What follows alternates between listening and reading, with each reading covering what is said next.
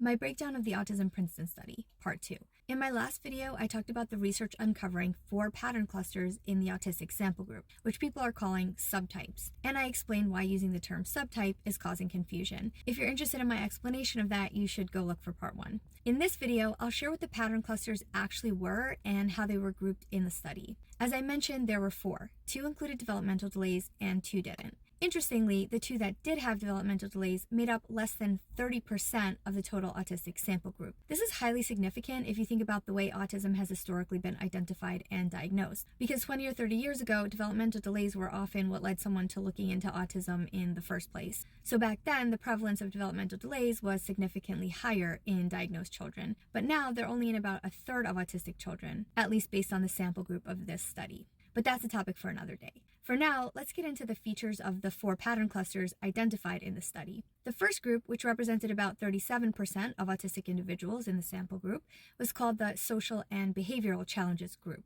This group had noticeable social challenges and repetitive behaviors, but as I mentioned, generally did not have developmental delays. They also found that this group was often diagnosed with co-occurring conditions like ADHD, anxiety, depression, OCD, etc. The second group, which represented about 34% of the autistic sample group, was called the Moderate Challenges group. I personally find this designation incredibly misleading because moderate usually means something in between mild and severe, and I think the term does a significant disservice to the people trying to understand how this group presents.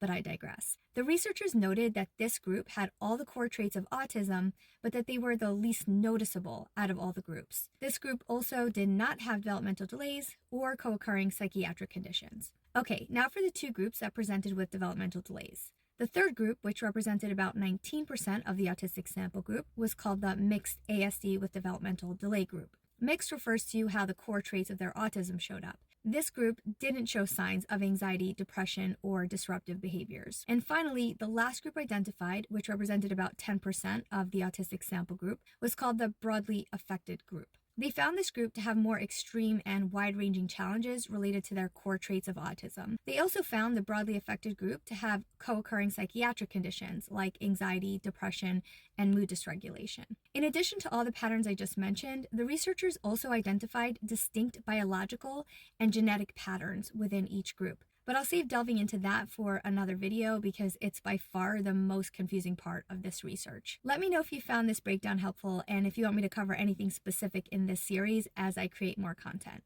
And as always, if you like this type of content, follow for more.